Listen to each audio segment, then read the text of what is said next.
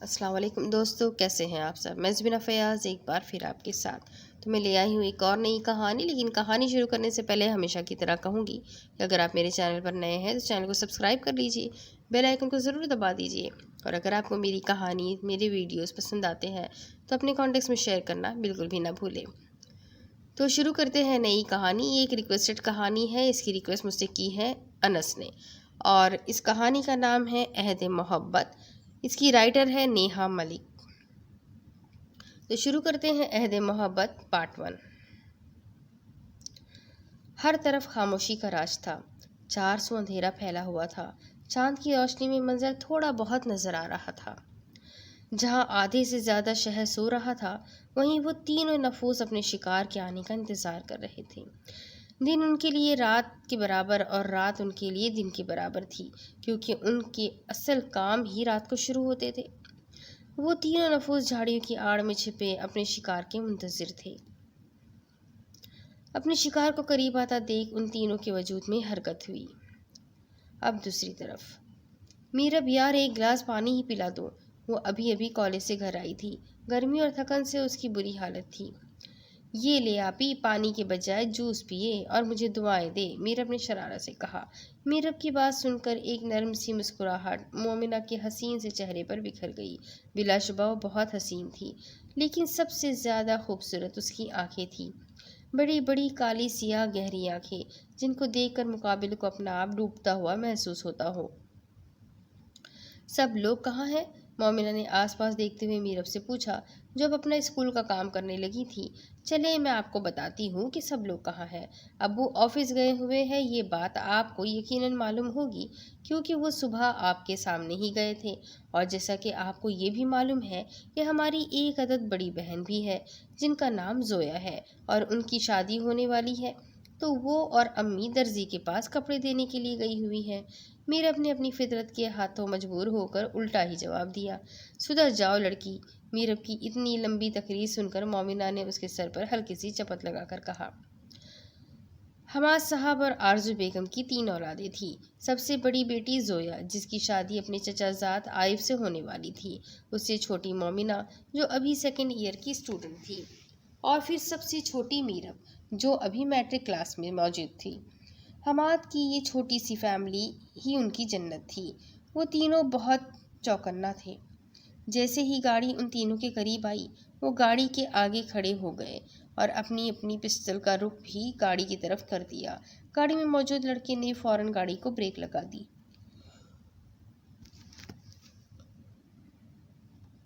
चल बाहर निकल, एक नकाबपोश ने लड़के से कहा।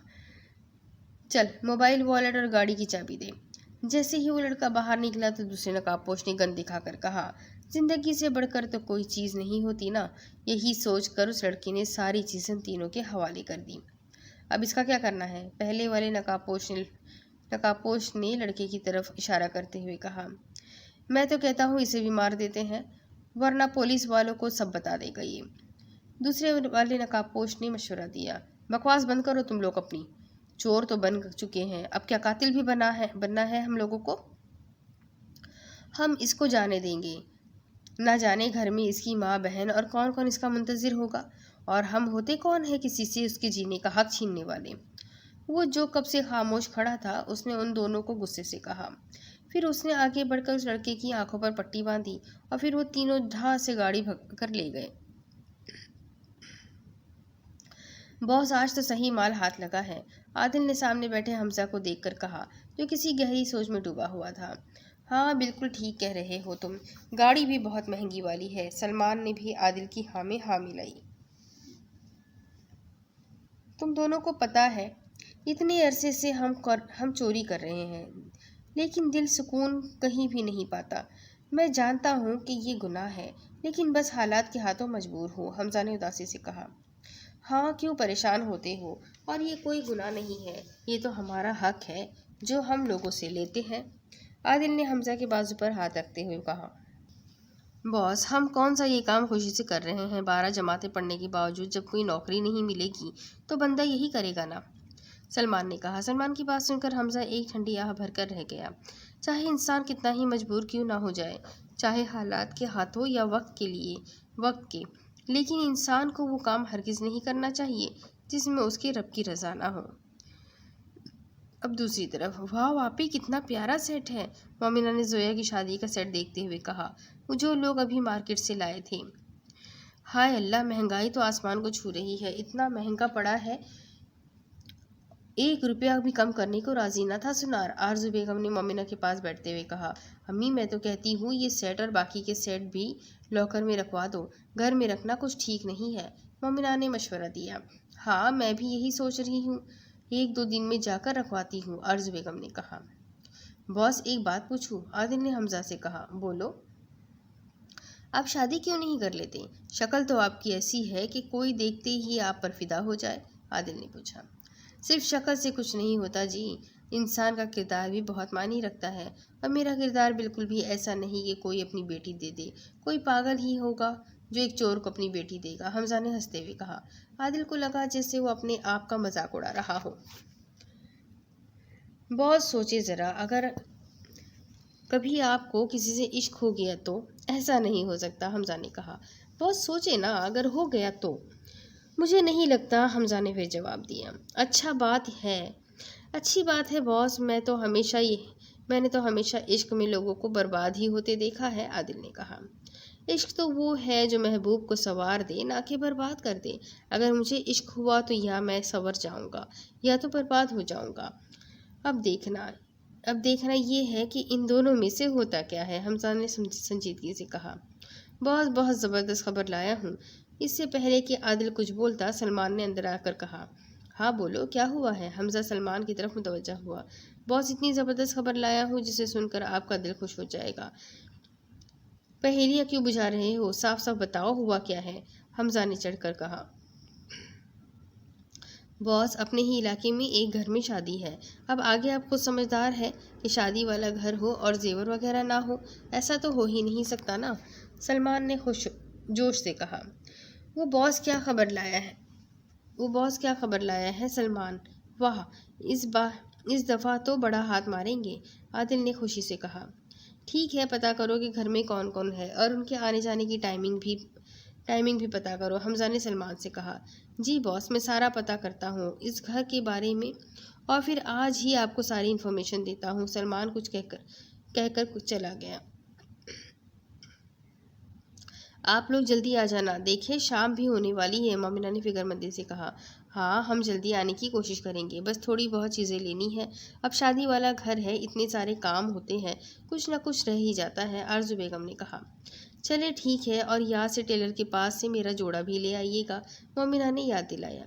چلو دروازہ بند کرو، میں اور زویا جلدی آنے کی کوشش کریں گے، اور تمہارے ابا آج دیر سے آئیں گے، اسی لیے پریشان نہ ہونا، آرزو بیگم نے کہا۔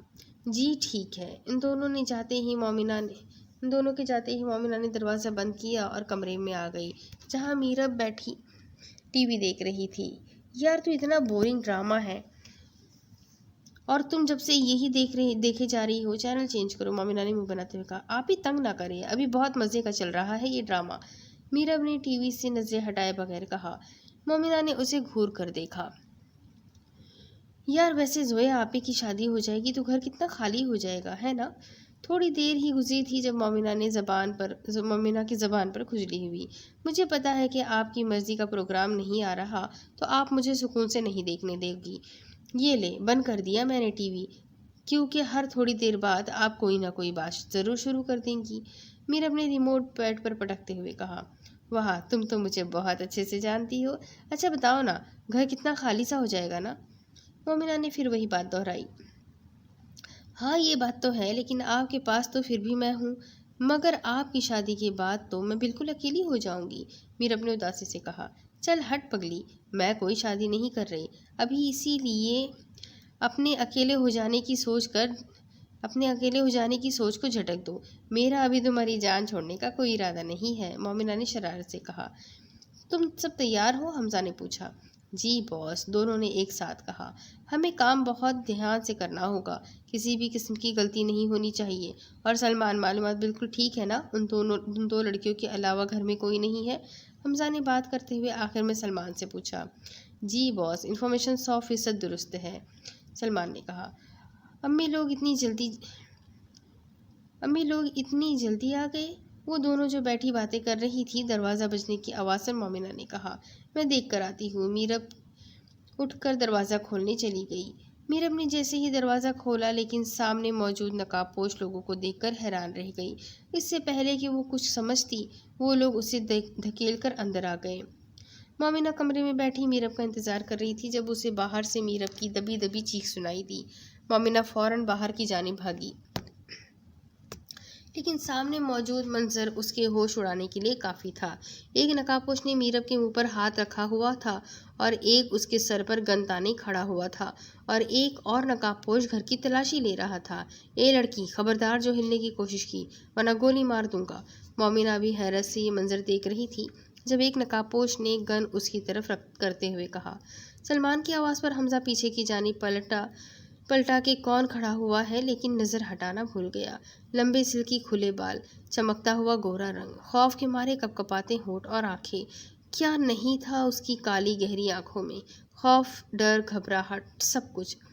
حمزہ کو اپنا آپ اس کی آنکھوں میں ڈوبتا ہوا محسوس ہوا۔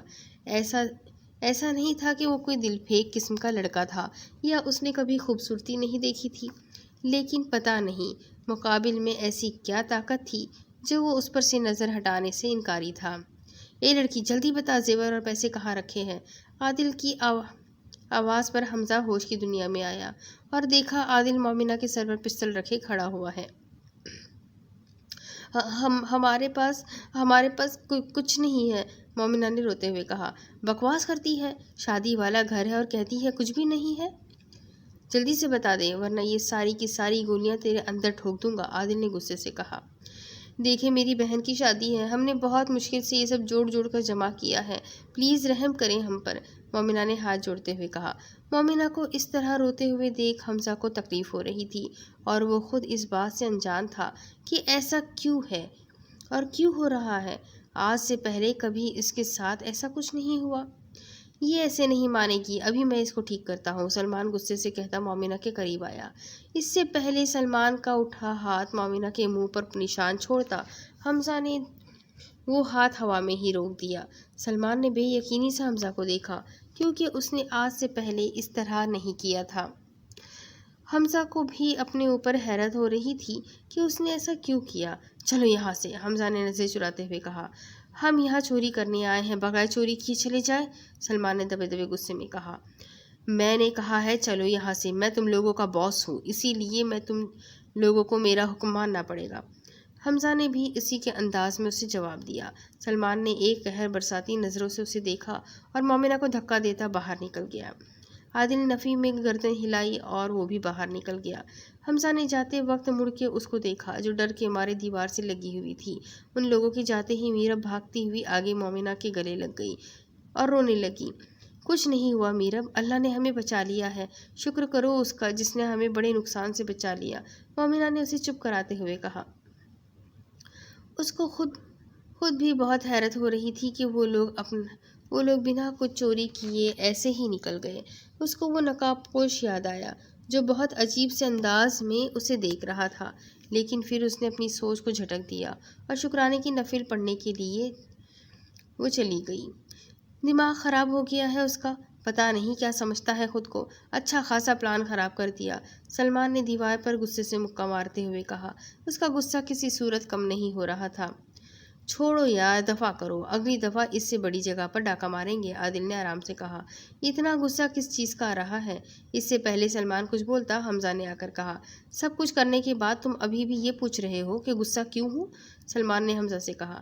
ویسے جب تم نے وہاں پر چوری کرنی ہی نہیں تھی تو ہم لوگ وہاں گئے کیوں تھے؟ عادل نے حصہ لیا۔ میں تم لوگوں کو جواب دہ نہیں ہوں، وہ بے رخائی سے بولا۔ کیوں نہیں ہو تم ہم لوگوں کو جواب دہ؟ ساری محنت پر اتنے مزے سے پانی پھیر دیا تم نے اور کہتے ہو تم جواب دہ نہیں ہو؟ سلمان غصے سے اس کی جانب بڑھا۔ بس جو ہونا تھا وہ ہو گیا، اب اس معاملے کو ختم کرو، لیکن آج کے بعد سب کچھ فائنل کر کے ہی کریں گے تاکہ کچھ مسئلہ نہ ہو، عادل نے تحمل سے کہا۔ حمزہ نے ایک نظر دونوں کو دیکھا اور خاموشی سے وہاں سے نکل گیا۔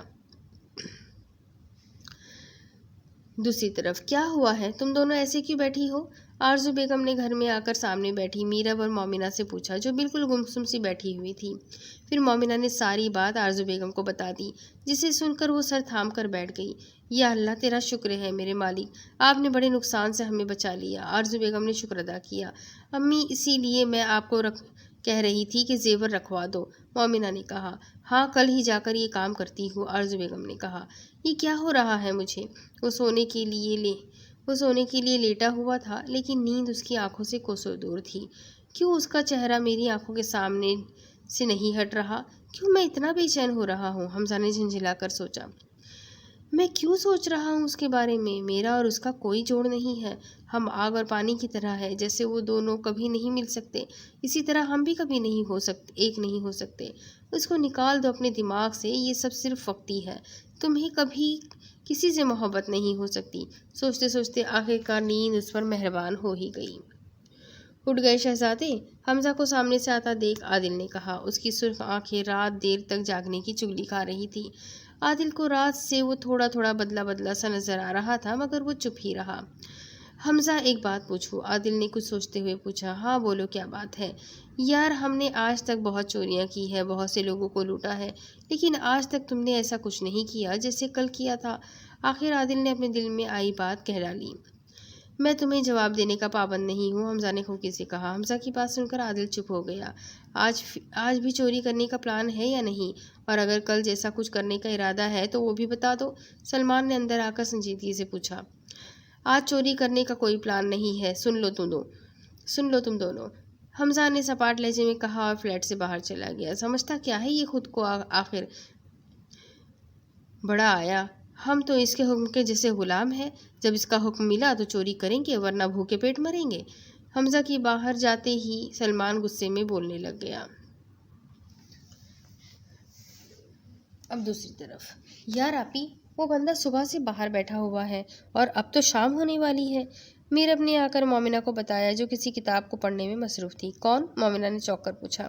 پتہ نہیں کون ہے، صبح جب میں اسکول جا رہی تھی تو میں نے اسے ہمارے گھر کے آگے بیٹھا ہوا دیکھا تھا، لیکن اب تو شام ہو گئی ہے، وہ ویسے ہی بیٹھا ہوا ہے، میرب نے مزید بتایا۔ چھوڑو، ہمیں کیا ہوگا، کوئی نشہ وغیرہ کرنے والا، جب نشہ اترے گا تو چلا جائے گا، مومنہ نے لاپرواہی سے کہا۔ خدا کا خوف کرے آپی، اتنا ہینڈسم بندہ نشئی کیسے ہو سکتا ہے؟ میرب نے شرارت سے کہا۔ خدا کا خوف کرو لڑکی، جو منہ میں اول فول آ رہا ہے بولے جا رہی ہو، مومنہ نے ہاتھ میں پکڑی کتاب میرب کے سر پر مارتے ہوئے کہا۔ چلو دیکھتے ہیں کون اتنا فارغ ہے جو صبح سے ابھی تک بیٹھا ہوا ہے، مومنہ نے اپنے کمرے کی کھڑکی کھولتے ہوئے کہا۔ دیدار یار کے لیے تڑپ رہی ہیں آنکھیں، یہ عشق بھی کتنا ظالم ہوتا ہے خدایا۔ وہ صبح سے اس کے گھر کے باہر بھوکا پیاسا بیٹھا ہوا تھا، اس کو صرف انتظار تھا کہ اس دشمن جا کی ایک جھلک دیکھنے کا تھا۔ وہ کب سے دل میں دعا کر رہا تھا کہ ایک بار بھلے، صرف ایک بار وہ اس کو دیکھ لے، لیکن اب اسے مایوسی ہونے لگی تھی، لیکن وہ نا امید نہیں تھا۔ مومنہ نے جیسے ہی کھڑکی کھولی، اسے گھر کے بالکل سامنے وہ بیٹھا شخص نظر آیا، وہ جو تھوڑا مایوس سا نظر آ رہا تھا، دکھنے میں بلا شبہ ایک وجیح مرد تھا۔ مومنہ ابھی اسے دیکھ ہی رہی تھی جب اچانک اس شخص نے سر اٹھا کر اوپر کھڑکی کی طرف دیکھا، اور حمزہ کو لگا کہ اس کی دعا قبول ہو گئی۔ حمزہ ایک جھٹکے سے کھڑا ہوا اور آنکھوں میں چمک لیے اسے دیکھنے لگا۔ مومنہ کو اس کے دیکھنے کا انداز بہت عجیب لگا۔ ٹھرکی، زیر لب بول کر اس نے فوراً ہی کھڑکی بند کر دی۔ حمزہ کی خوشی کا کوئی پیمانہ نہ تھا، جس کے دیدار کے لیے اس کی آنکھیں ترس رہی تھی، اب ایسا لگ رہا تھا کہ آنکھوں کو ٹھنڈک مل گئی ہے۔ اسے لگ رہا تھا جیسے درد کا مرہم مل گیا ہو، پیاسے کو کنواں مل گیا ہو۔ اپنے رب کا شکر ادا کرتا وہ واپسی کے لیے چل پڑا۔ آخر کیوں مجھے اتنی بے چینی ہو رہی ہے؟ آخر کیوں مجھے محبت ہو گئی ہے؟ کیوں؟ حمزہ نے اپنا سر ہاتھوں میں تھامتے ہوئے کہا۔ اسے دور کہیں سے فجر کی اذانوں کی آوازیں آ رہی تھی۔ اس نے کہیں پڑھا تھا کہ نماز میں سکون ہوتا ہے، لیکن اس کے باوجود کبھی اس نے نماز نہیں پڑھی تھی۔ اس کا ماننا تھا کہ اس کی زندگی بہت پرسکون ہے، اسی لیے اسے ضرورت نہیں، لیکن اب اسے اس بے سکونی میں خدا یاد آ گیا تھا۔ انسان بھی کتنا خود غرض ہوتا ہے، خدا کو یاد کرتا ہے بھی تو اپنی غرض کی خاطر۔ حمزہ نے قریبی مسجد میں جا کر نماز ادا کی اور اپنے رب سے اپنی محبت مانگنے لگ گیا۔ گرتے ہیں سجدوں میں اپنی حسرتوں کی خاطر، گرتے ہیں سجدوں میں اپنی حسرتوں کی خاطر۔ اقبال۔ اگر گرتے صرف عشق خدا میں تو کوئی حسرت ادھوری نہ رہتی۔ پورا ہفتہ ایسے ہی گزر گیا تھا۔ حمزہ روز مومنہ کے گھر جاتا اور اس کی ایک جھلک دیکھنے کے لیے گھنٹوں بیٹھا رہتا۔ جس دن اسے اس کا دیدار نصیب ہو جاتا تو اس کی خوشی کا کوئی ٹھکانہ نہ رہتا، اور جس دن نا نصیب ہوتا تو وہ بس صبر کر کے رہ جاتا۔ اس کے علاوہ وہ اور کچھ بھی کیا کر سکتا تھا؟ مومنہ کے امی ابو کو بھی وہ تھوڑا مشکوک سا لگتا، لیکن وہ انہیں کچھ کہہ تو نہیں رہا تھا نہ اسی لیے وہ چپ تھے۔ حمزہ ایسا کب تک چلے گا؟ آج تنگ آ کر عادل نے پوچھ ہی لیا۔ کیا ہوا ہے؟ حمزہ نے حیرانی سے پوچھا۔ اب زیادہ معصوم بننے کی ضرورت نہیں ہے۔ تمہیں سب معلوم ہے کہ میں کس بارے میں بات کر رہا ہوں۔ پورا دن تم گھر سے غائب رہتے ہو۔ اتنے ٹائم سے ہم نے کوئی چوری نہیں کی۔ کب تک ایسا چلے گا؟ تمہاری انہی حرکتوں کی وجہ سے سلمان بھی ہمیں چھوڑ کر دوسرے گینگ میں چلا گیا ہے، عادل نے تعصب سے کہا۔ تو تم بھی چلے جاؤ۔ میرا وہ مطلب نہیں تھا، عادل نے سر جھٹکتے ہوئے کہا۔ حمزہ آج بتا ہی دو، کیا بات ہے؟ کس وجہ سے تم اتنا بدل گئے ہو؟ عادل نے تنگ آ کر پوچھا۔ عشق ہو گیا ہے تیرے بھائی کو، اور وہ بھی ایسا اب جہاں سے پلٹنا ممکن نہیں، حمزہ نے کہا۔ حمزہ کی بات سن کر عادل منہ کھولے اسے دیکھنے لگ گیا۔ منہ بند کر لو، مکھی گھس جائے گی۔ حمزہ کی بات سن کر عادل نے فوراً اپنا کھلا ہوا منہ بند کیا اور پھر سنبھل کر بولا۔ کیا ہو گیا ہے میرے بھائی کو؟ ہوش میں تو ہو نا تم؟ کیا کہہ رہے ہو یہ سب؟ میں بالکل ہوش میں ہوں اور مجھے پتا ہے میں کیا کہہ رہا ہوں، حمزہ نے سنجیدگی سے کہا۔ لو اب تو تم گئے کام سے۔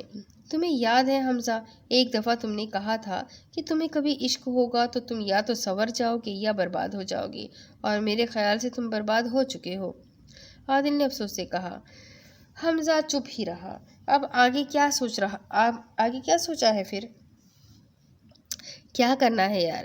میرے خیال سے کوئی ماں باپ ایک چور کو اپنی بیٹی ہرگز نہیں دیں گے۔ میں بھی ہر دفعہ یہی سوچتا ہوں، حمزہ نے اداسی سے کہا۔ اچھا، زیادہ اداس ہونے کی ضرورت نہیں ہے، کل چل کر اس کے گھر والوں سے بات کرتے ہیں، پھر جو ہوگا دیکھا جائے گا، عادل نے کہا۔ عادل کی بات سن کر حمزہ نے حیرت سے اسے دیکھا اور پھر ٹھنڈی سانس فضا میں خارج کی۔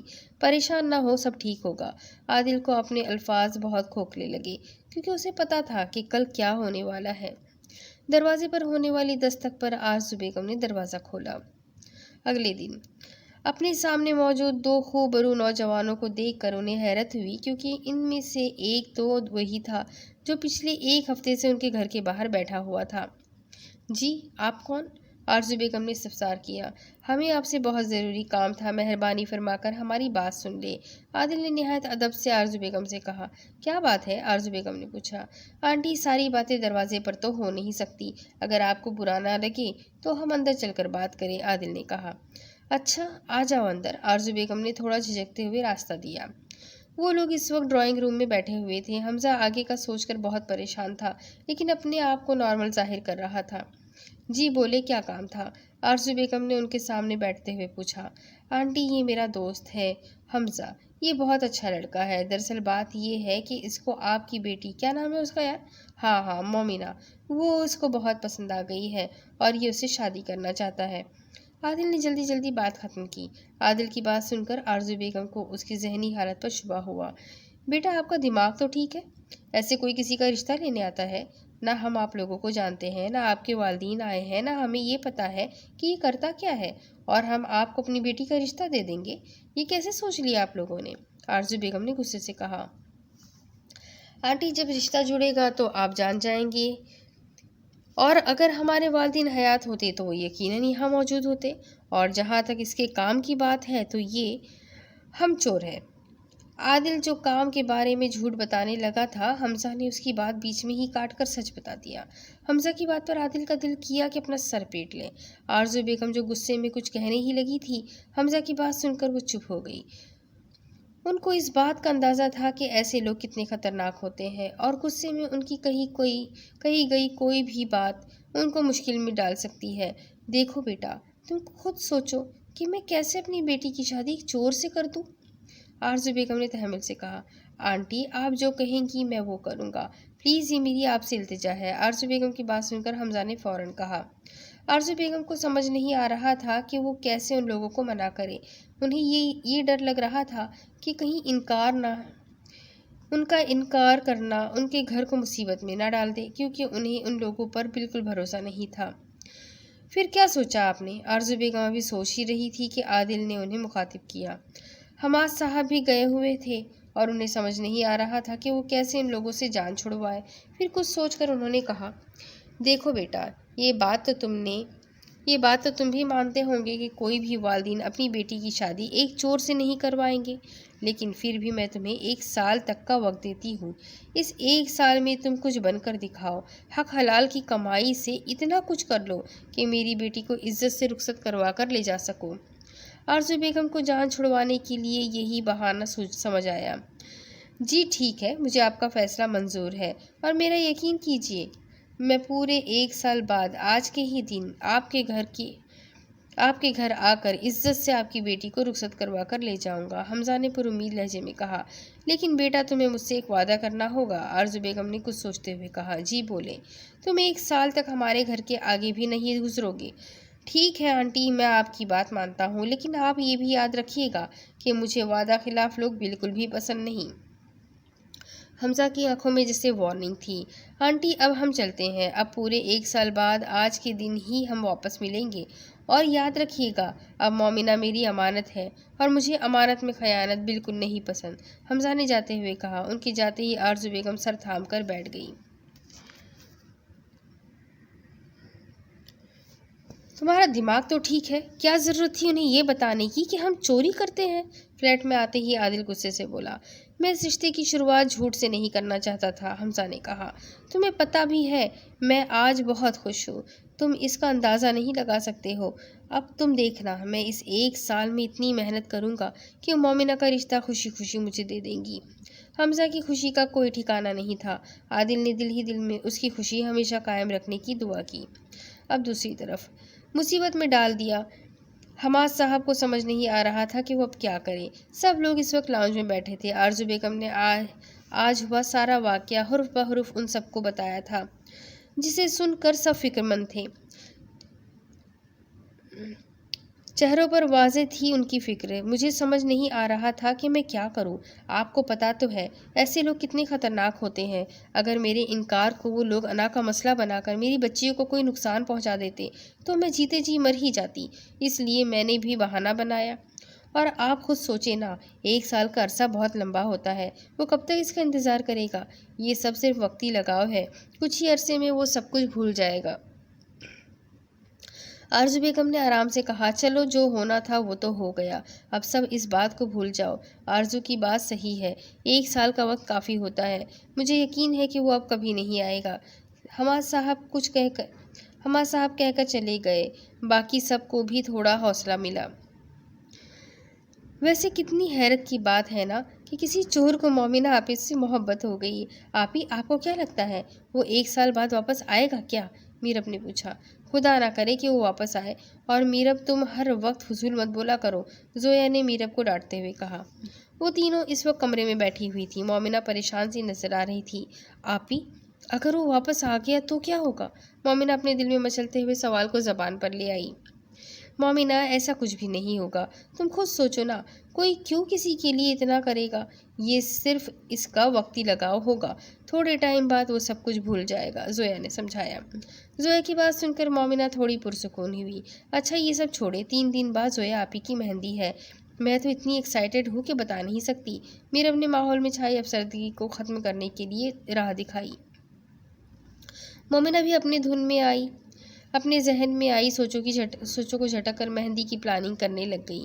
ارے تم کہاں جا رہے ہو اور یہ پیکنگ کس لیے کر رہے ہو؟ عادل جب اس کمرے میں آیا تو حمزہ سوٹ کیس میں اپنا سامان رکھ رہا تھا۔ میں یہاں سے جا رہا ہوں تاکہ کچھ بن کر واپس آ سکوں، حمزہ نے سنجیدگی سے کہا۔ لیکن حمزہ، تم یہاں رہ کر بھی تو کچھ کر سکتے ہو، عادل نے اسے سمجھانا چاہا۔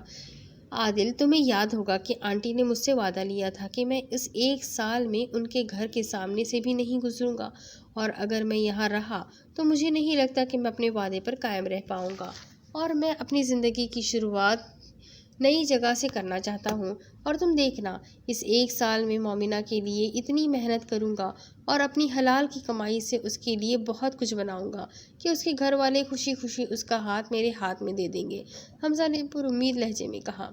ویسے مجھے مومنہ کی قسمت پر رشک آتا ہے کہ اسے اتنا چاہنے والا ملا ہے، ورنہ آج کے دور میں کون کسی کے لیے اتنا کرتا ہے، عادل نے سچے دل سے کہا۔ ویسے حمزہ، تمہیں کیا لگتا ہے کہ وہ لوگ 1 سال تک اسے بٹھائے رکھیں گے؟ جو سوال عادل کو کافی وقت سے تنگ کر رہا تھا، آخر وہ اس نے آج پوچھ ہی دیا۔ عادل کی بات سن کر حمزہ کی آنکھیں سرخ ہو گئی، جسے عادل نے بخوبی محسوس کیا۔ اگر انہوں نے مومنہ کو مجھ سے جدا کرنے کی کوشش کی تو میں وہ کروں گا جس کا انہوں نے تصور بھی نہیں کیا ہوگا، حمزہ نے طیش میں کہا۔ اب کی بار عادل خاموش ہی رہا۔ اب اس کے آگے کی سٹوری میں آپ کو اگلی قسط میں سناتی ہوں کہ آگے کیا ہوگا۔ یہ جاننے کے لیے میرے ساتھ بنے رہیں، اگلی قسط میں پھر ملیں گے۔ تب تک کے لیے اللہ حافظ۔